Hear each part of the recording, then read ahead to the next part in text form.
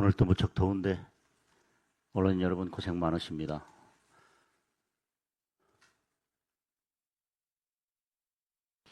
덥긴 더운데 국민들의 분노는 이 뜨거운 날씨보다도 훨씬 더 뜨겁게 타오르고 있는 것 같습니다.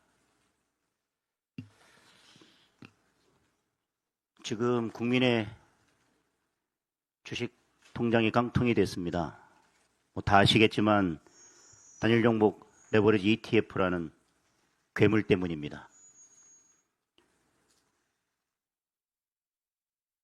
레버리지 ETF에 대해서 전문가들이 다 우려를 했고 미국과 달리 대한민국 주식시장에는 이게 맞지 않다. 분명히 우려를 표했습니다.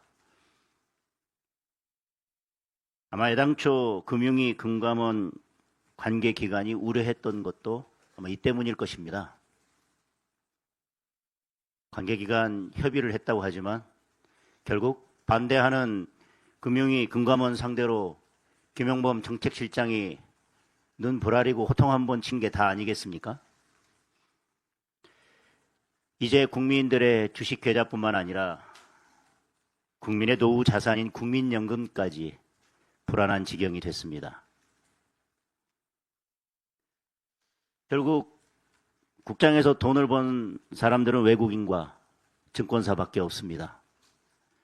국민의 쌈짓돈으로 외국인과 증권사들만 배를 불린 결과가 됐습니다.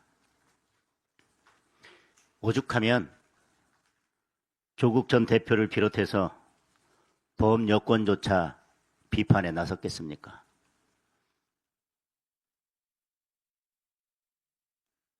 이재명 정부 들어서서 범 여권이 뭔가 제대로 비판이라도 한번 한 적 있습니까? 부동산 정책이든 그 어떤 것이든 국민들이 분노하는 문제들에 대해서 제대로 분노 한번 한 적 없습니다. 국민들이 그렇게 반대하는 보안 수사권 폐지에 대해서는 오히려 함께 힘을 모으고 한 몸처럼 움직였던 범 여권입니다. 그런데 이 ETF 문제에 대해서만큼은 조국 전 대표도 비판에 나섰습니다. 그런데 저는 그 비판은 논점이 잘못됐다고 생각합니다. 정책 실패라고 표현하고 있는데 ETF가 과연 정책 실패일까요?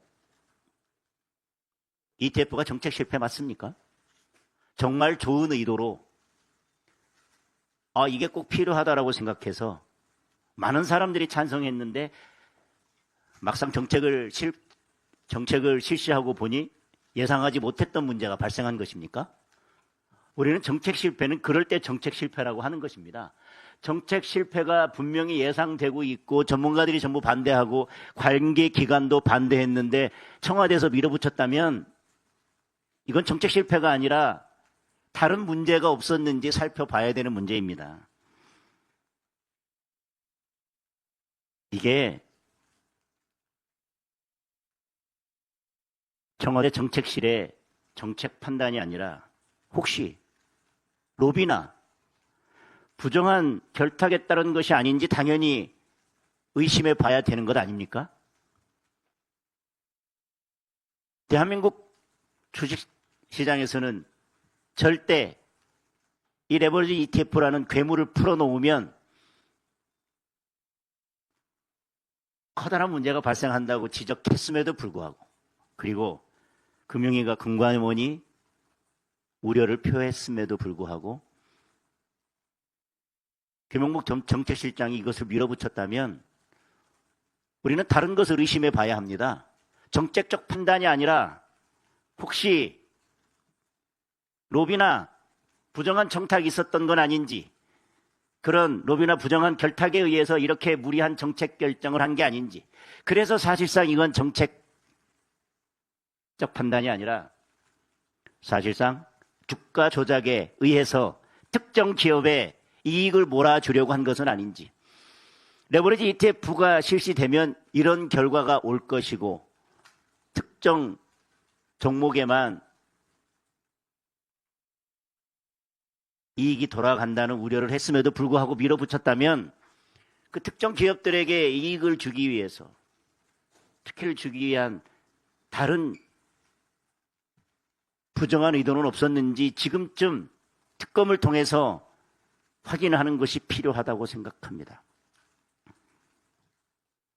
더군다나 김영범 실장의 아들과 이찬진 금감원장의 아들 두 사람 모두 미래에셋 자산운용이라는 증권사에 근무하고 있지 않습니까?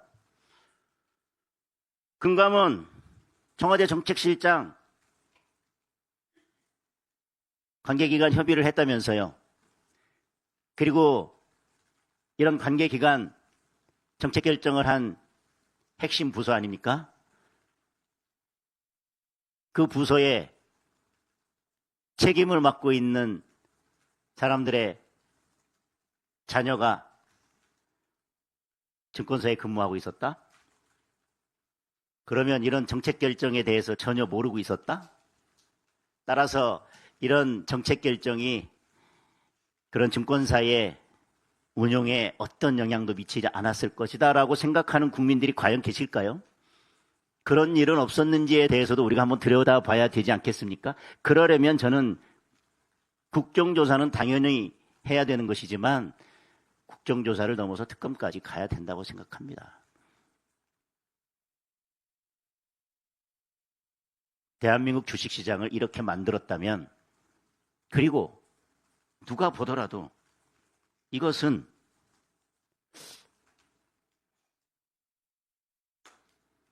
정책적 판단에 의한 것이 아니라 도무지 정책적 판단을 이렇게 잘못했어야만 하는 그 어떤 이유를 발견할 수도 없다면 우리는 다른 이유를 의심해 봐야 할 것입니다. 그리고 이 정책을 밀어붙이는데 대통령께 전혀 보고하지 않았다? 대통령은 전혀 관여하지 않았다? 기사 하나하나 일일이 검색해서 단어 하나하나 X에다가 이런 단어 잘못 썼다, 당장 삭제하라, 그렇게 꼼꼼히 챙기는 대통령한테 이 엄청난 정책을 결정하면서 전혀 보고하지 않았다? 그걸 믿을 수가 있을까요?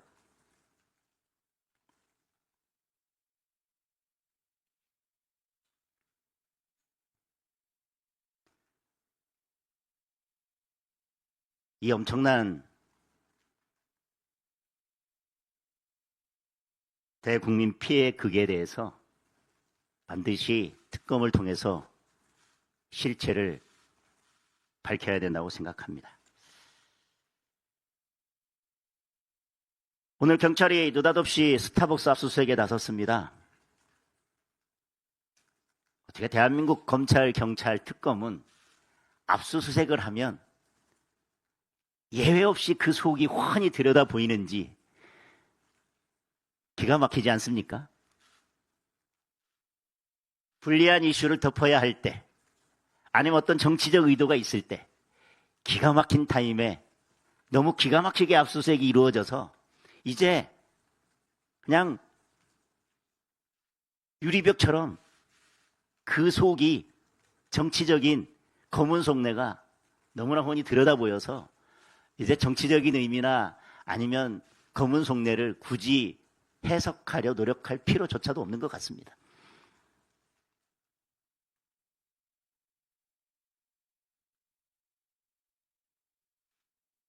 부동산 세제 개편, 언론 여러분 커뮤니티 한번 들어가 보십시오. 국민들의 분노가 이미 하늘을 뚫고 지나갔습니다. 결국 보안수사권 폐지, 형사성법 개정안 국무회의 통과됐습니다. 거기에 물론 이재명 대통령의 죄를 지우기 위한 공소기각 사유는 덤이고요. 덤인데 이재명 대통령 입장에서는 벽시계 하나 샀는데 고급 명품 시계 하나가 덤으로 들어온 느낌일 겁니다.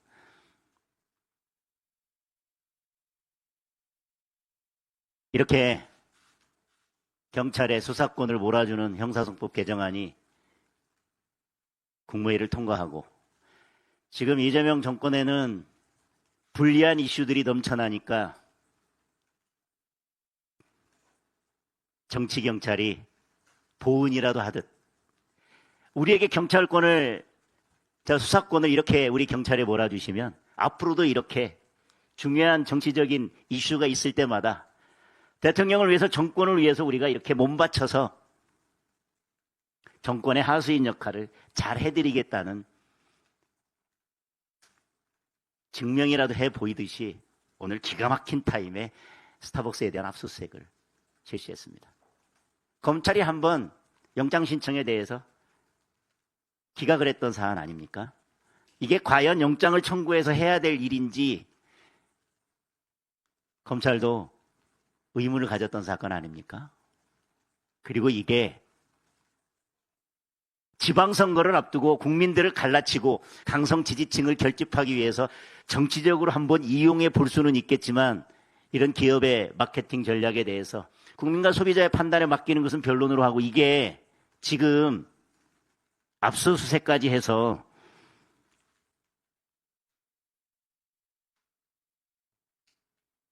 사상검증까지 해야 되는 그런 사안입니까? 이재명 대통령이 스타벅스를 막장 행태라고 비난했습니다. 이런 식의 하명 수사야말로 막장 경찰의, 저는 막장 수사라고 생각합니다.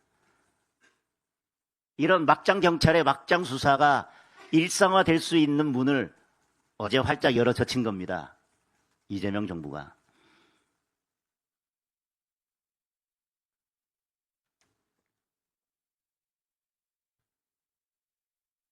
이미 문이 한번 열렸으니 이제 막장 경찰의 막장 수사 퍼레이드 쇼를 우리 국민들은 매일매일 일상에서 경험해야 될 것입니다.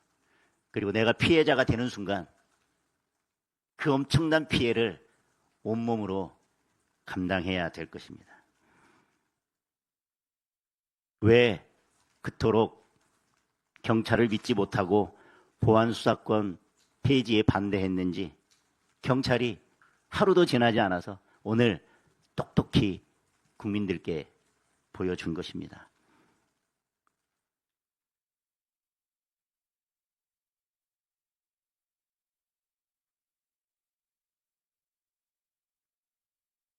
우리가 궁금해하는 김병기, 장경태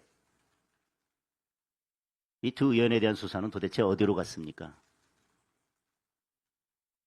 뭐가 더 급합니까? 국민들은 어떤 수사를 지금 먼저 하라고 요구하고 있습니까?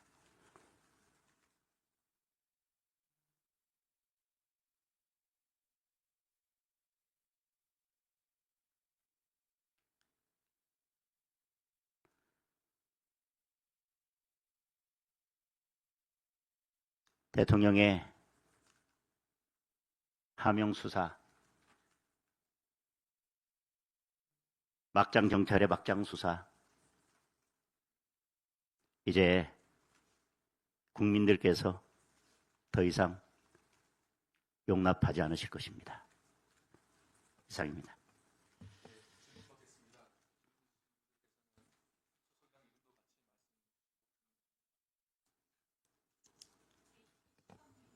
네.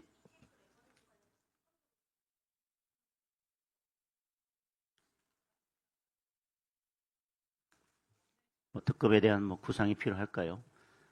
저는 원내 지도부든 당 지도부든 레버리지 ETF에 대한 특검 도입에 대해서 국정조사는 당연히 말할 것도 없고요. 달리 이견이 없다고 생각합니다. 여당이 협조하면 저는 특검 도입에 대해서는 특별한 문제는 없다고 생각합니다. 예. 예.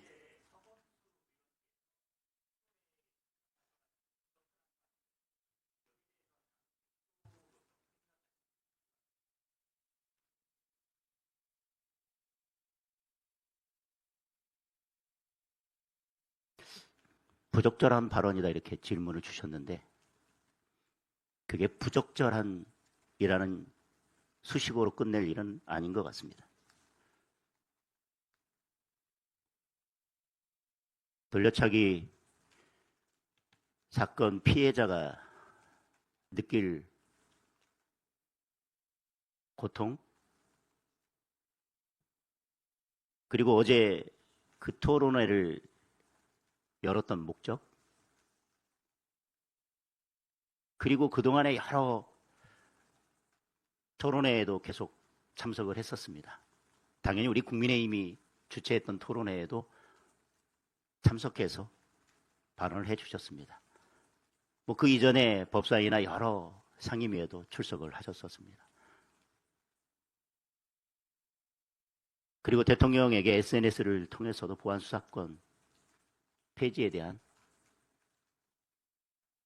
우려를 이야기하고 절대 보안수사권이 폐지되면 안 된다는 의견까지도 전달했습니다. 그런데 국무회의에서 그 보안수사권 폐지 법안이 통과된 날 아닙니까? 그 문제점을 지적하기 위해서 개최된 토론회입니다. 국회에 그렇게 여러 번 출석해서 그렇게 절절하게 호소했지만 그 법안이 통과된 그 상황을 지켜보는 피해자의 심정은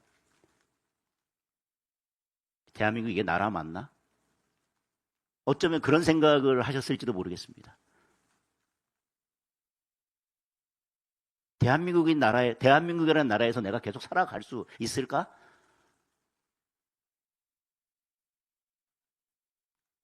대통령이라는 사람은, 국회의원이라는 사람들은 도대체 무엇을 하는 사람인가? 그 법이 그렇게 속절없이 국회를 통과하고 국무회의를 통과했다는 것만으로도 대한민국에 대한, 대한민국 정치에 대한, 대통령에 대한 분노가 차올랐을 것입니다.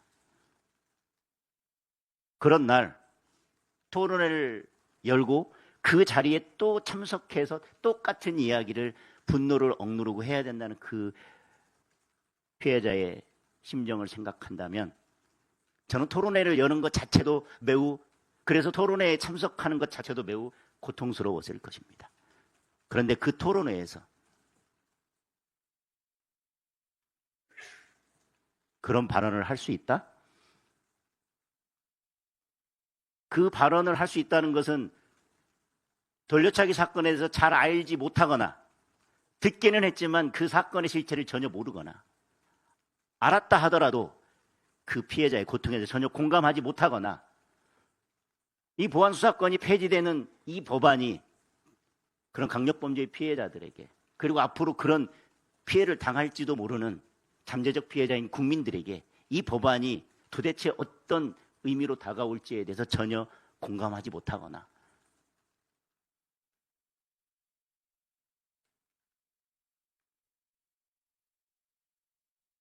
그런 상태에서 토론회에 참석한 것이 아니라면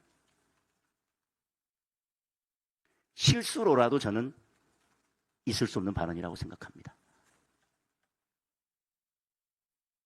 실수를 할 수 있는 사안도 아니고 실수를 할 수 있는 상황도 아니라고 생각합니다.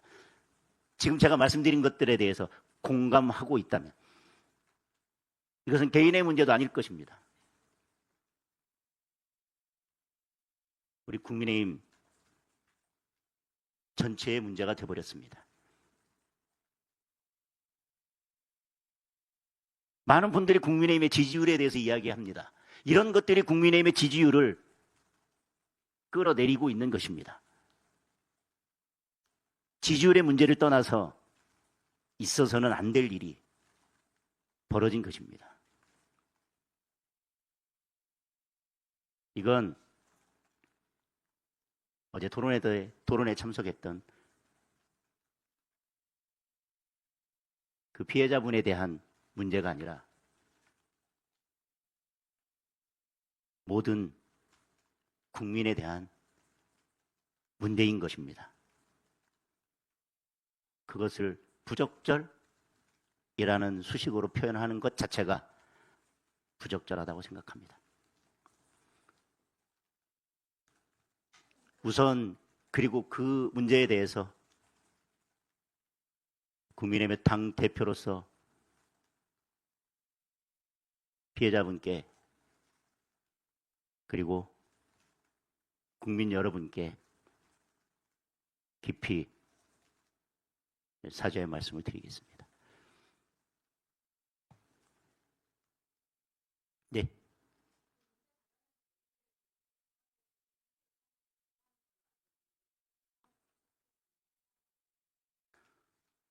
이 문제에 대해서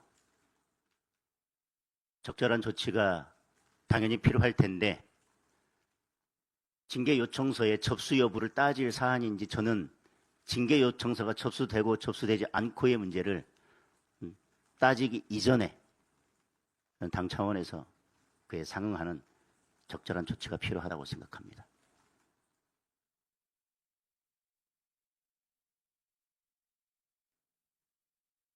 네.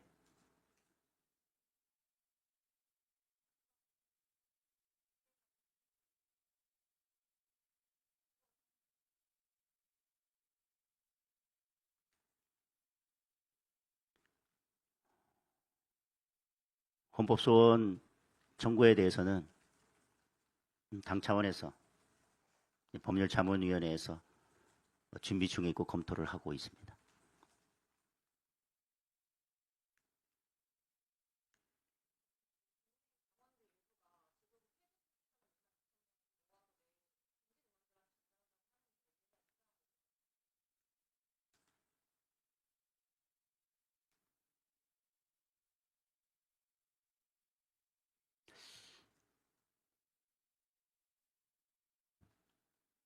저희 국민의힘의 책임 당원이 100만 명이 넘습니다.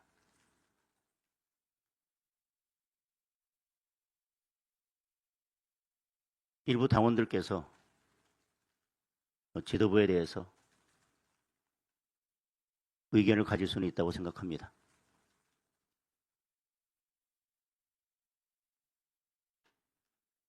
(2만)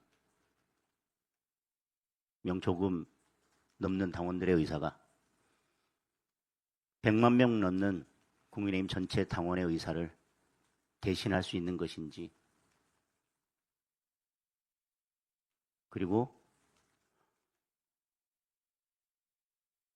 그런 문제가 있을 때마다 당대표가 일일이 그에 대해서 답변을 해야 되는 것인지 의문입니다. 우리 당의 특정 의원님들에 대해서 몇만 명, 2만 명 훨씬 넘는 당원들이 서명해서 징계를 요청한 사안들도 다수가 있습니다. 별다른 검토 없이 바로 제명하고 징계해야 되나요?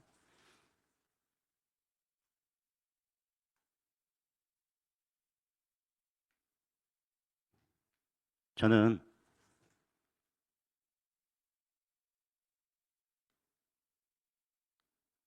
우리 당이 지금 있어야 할 곳은, 우리 의원들이 있어야 할 곳은, 우리 당 지도부, 원내 지도부가 있어야 할 곳은 대한민국과 국민의 삶과 국민의 인권과 민생을 무너뜨리고 있는 이재명 정권, 더불어민주당, 여기와 싸우는 싸움터에 우리가 있어야 된다고 생각합니다. 언제까지 우리끼리 싸우는 일에만 몰두할 것인지,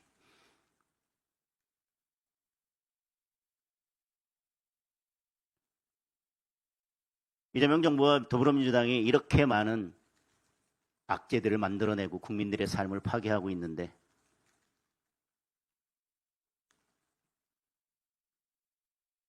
지금 누가 싸우고 있는지 보이지 않는데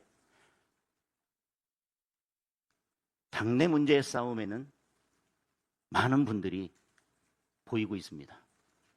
그래놓고 당 지지율이 왜 떨어지는지를 저한테 묻고 있습니다.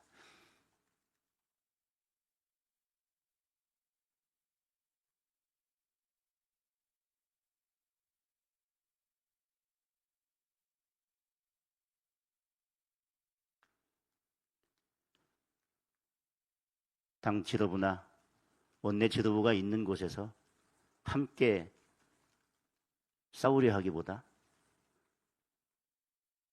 왜 우리를 데리고 다니지 않느냐고 지금 따지고 있습니다.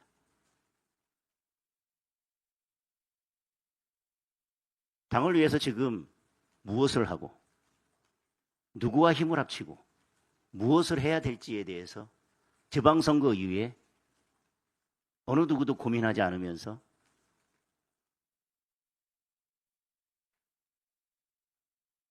이 중요한 시기에 계속 그런 문제에 천착하고 있습니다. 그것이 정말 당원들의 자발적인 의사에 의한 것인지,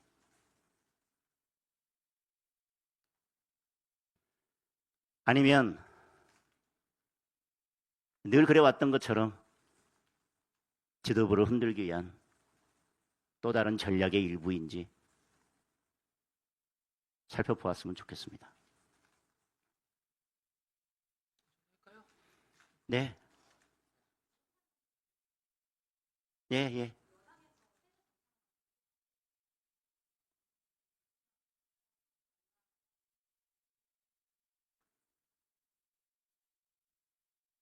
저희들이 묻지마 비판을 했나요?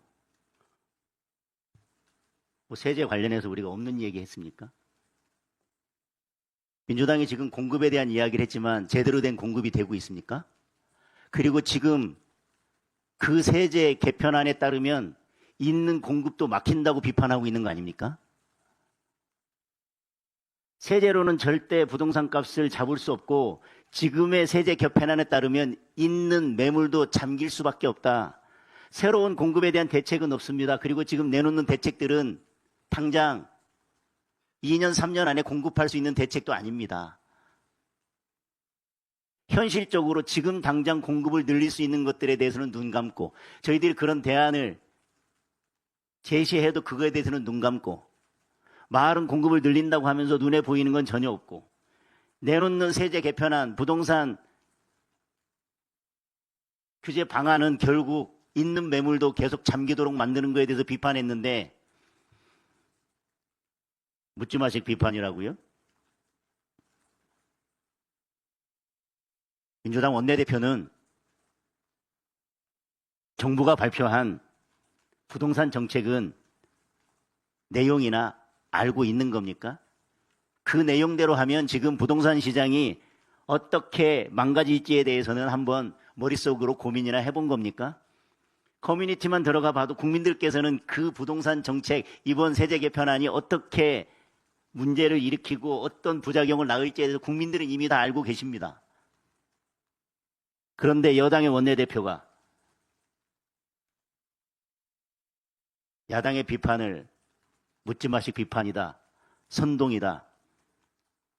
묻지마식 비판, 선동이야말로 민주당이 늘 해오던 민주당의 단골 메뉴입니다.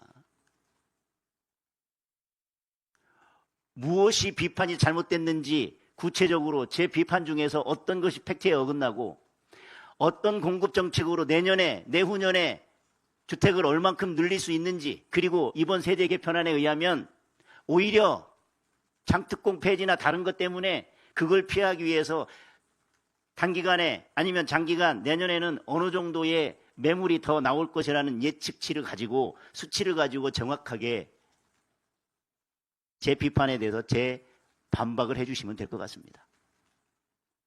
내용도 모르면서 그저 그냥 정치적인 수사로 묻지마 비판이다. 적어도 여당의 원내대표라면, 그리고 지금 당대표 지위까지 겸하고 있는 거 아닙니까? 좀 공부 좀 하고, 정부가 잘못하는 건 잘못됐다고 비판 좀 하고, 인정할 거 인정하고, 그래야 대한민국이 좀 제대로 돌아간다는 느낌을 받을 수 있지 않겠습니까? 네.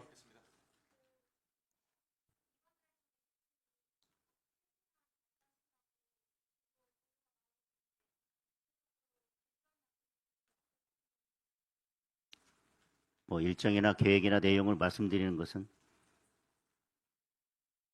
쇄신안이 아닐 것 같은데, 쇄신안에 맞게 일정과 내용들에 대해서 정하고 적절한 시점에 말씀드리도록 하겠습니다.